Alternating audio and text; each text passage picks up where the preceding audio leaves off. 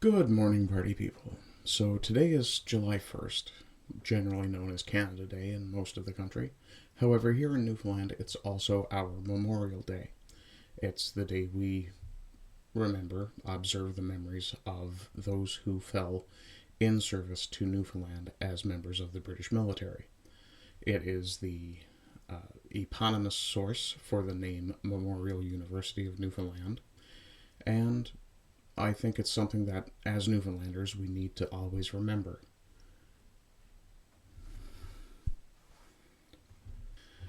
In Bowering Park in St. John's, there is a statue to the Fighting Newfoundlander, a tribute to the memory of soldiers who fell in service. Here we see an image from the artist's studio, and here is an in situ image of the memorial in place in St. John's in Bowering Park. At the base, unfortunately on the back of the statue, which I think is a little gauche to say the least, there is an inscription that reads, "A tribute to the undying memory of the Royal Newfoundland Regiment, 1914 to 1918. Those dates, of course, are the extent of the First World War. From the Government of Canada website, veterans.gc.ca, The Fighting Newfoundlander. The Fighting Newfoundlander was unveiled on September 13, 1922. The statue depicts a lifelike scene of a soldier during battle, with one hand holding a rifle and the other cocked and ready to throw a grenade. The statue is a meticulous and detailed piece of work conceived and created by Captain Basil Gatto, a famous sculptor who was commissioned during the war to create a piece of a fighting soldier.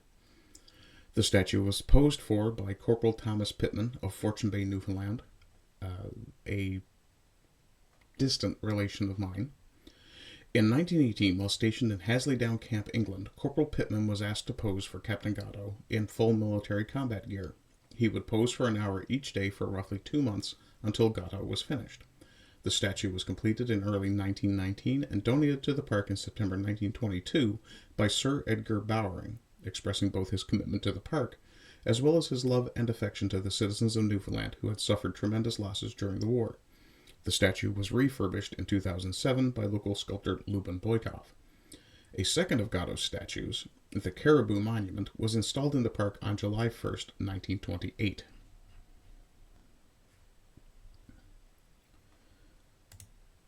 And here we have the Canadian Encyclopedia.ca article of the Battle of Beaumont Hamel. On July 1st, 1916, Allied forces launched a major offensive in France during the First World War. The opening of the Somme offensive turned into one of the deadliest days in the history of modern warfare. At the village of Beaumont Hamel, the Newfoundland Regiment suffered catastrophic losses. More than 80% of the soldiers who advanced that day were either killed or wounded. In one morning, the regiment suffered approximately 700 casualties, including more than 300 dead. And here's a trench. A pathway leads down one of the former trenches used by soldiers of the Royal Newfoundland Regiment at the Beaumont Hamel battlefield in France. Key facts about Beaumont Hamel. The date was the 1st of July 1916, hence Newfoundland's Memorial Day.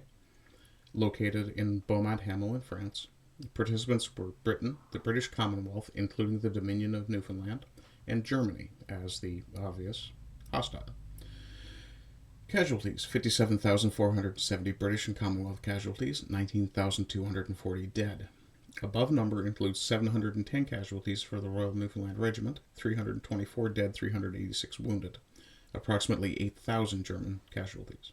So this was an extremely costly victory.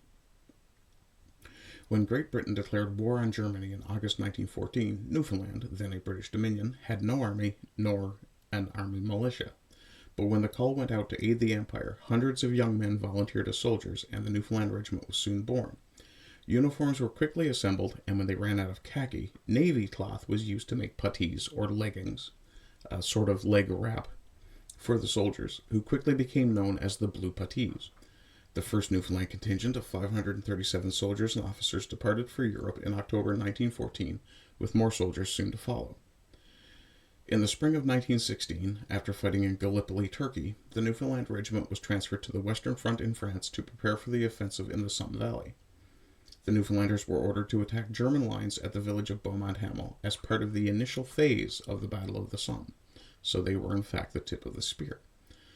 The Germans were deeply entrenched at Beaumont-Hamel. In the days leading up to the Big Push on the opening of the offensive, Allied commanders repeatedly bombarded the German lines with artillery, attacks they hoped would severely damage enemy fortifications. But at 7:30 a.m. on the 1st of July 1916, when the first wave of Allied soldiers went over the top of their trenches and into no man's land, the Germans were ready and waiting, having largely survived the artillery bombardment. The battlefield at Beaumont-Hamel soon became littered with hundreds of dead and dying Allied soldiers, yet the commanders decided to press on. At 9:15 a.m., the Newfoundlanders were ordered to attack from their trench behind the front line, nicknamed St. John's Road.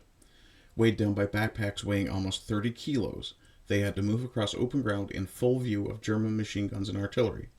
The soldiers of the 1st Newfoundland Regiment were slaughtered in an attack lasting less than 30 minutes. Private Anthony Stacy, who witnessed the carnage from a forward trench, later described men being mown down in waves. Quote, "The enemy just set the sights of the machine guns on the gaps in the barbed wire and fired." Stacy wrote that he, quote, "could see no moving, but heaps of khaki slumped on the ground."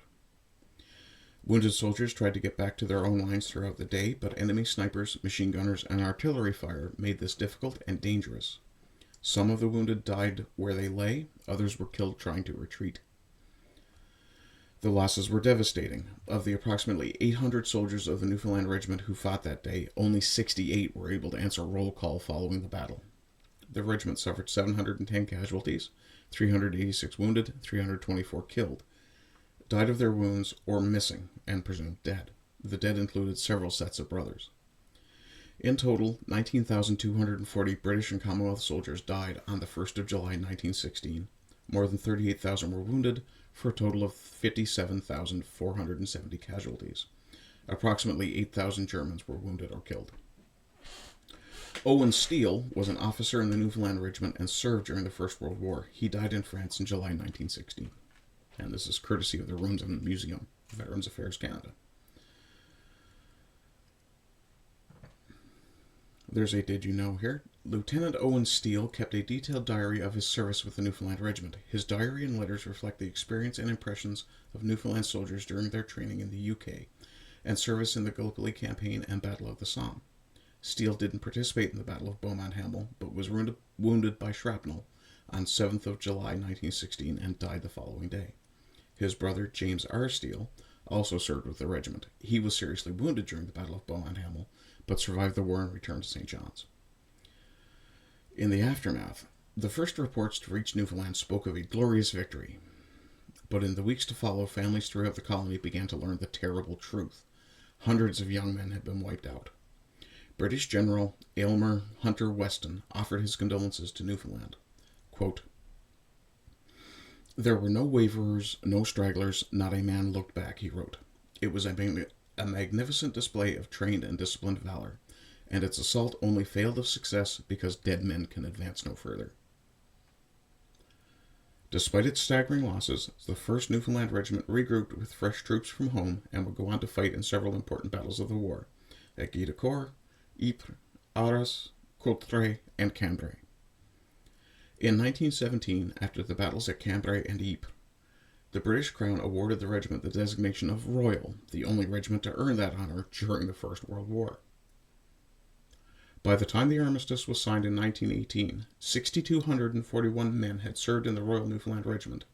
Of those, 1,304, more than 1 in 5, were killed. Hundreds more returned home severely injured. The loss of a generation of young men and leaders had a profound impact on Newfoundland's economic and cultural development.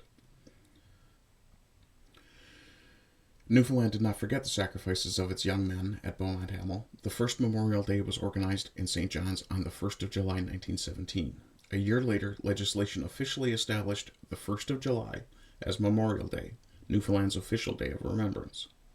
At Beaumont-Hamel, the battlefield is now a park. At its highest point, a statue of a caribou, the official emblem of the Royal Newfoundland Regiment, looks out over the field where so many died. Their names fill 3 brass plaques at the base of the monument. For myself, I think it is very important that every Newfoundlander know this story and realize not just the cost and the valor of these men, but also bear in mind that this is an important part of our heritage as Newfoundlanders. And while we lost a generation of important men, of men that were absolutely vital to our young nation, let's say, it is very important to also remember that when people talk about the Canadian contribution to the First and Second World Wars, they need to be reminded that the Newfoundlanders were not part of Canada at the time. I've seen a lot of, unfortunately, revisionist history where, and just for the record, the image shown here is the statue of the caribou that is currently in, also in Bowering Park. There are 5 others. 4 of them are in Europe. 1 is in Corner Brook. At the various battle sites, GETTR, Cambrai, etc. But it is very important that we remember these men who fell in service to Newfoundland and the British Empire as a whole. And to come back to the point about historical revisionism, I have seen the Royal Newfoundland Regiment numbers rolled into the Canadian contribution to different battles of the First and Second World War. No, that is not just historically revisionist, that is erasing our heritage and history as Newfoundlanders, and we must never let that happen. Other than that, I hope you're having a good Canada Day. I hope you have good days, and as always, rise and rise again until lambs become lions. See you tomorrow. Hello, party people. So I'm attempting to make a go of this whole content creation thing, and I could really use your support, either monetary or, just moral. Though by moral I mean please like and share, comment, send it out to your friends, your frenemies, your family, and your foes. In any case, another way you can support me, and I am changing my merch store over to Fourth Wall, which is why it still says Redbubble in the bottom. You also have the option to send me a tip on Ko-Fi. But in the meantime, until I get the Fourth Wall up, sorted, ready to go, I will be keeping the Redbubble store open for a little while. Some of the designs that are in the Redbubble store will not be repeated on Fourth Wall. In fact, I am considering moving to a somewhat more limited run sort of system for some of these designs. Some of them cease to be topical after a while. I still have a number of the, let's call it the disease with no name designs. In any case, I do appreciate any support you guys give me, even if it is simply sharing it or even liking and commenting. Every comment I see, I will respond to. Other than that, as always, I hope you're well and continue to be well. Rise and rise again until lambs become lions. Bye-bye.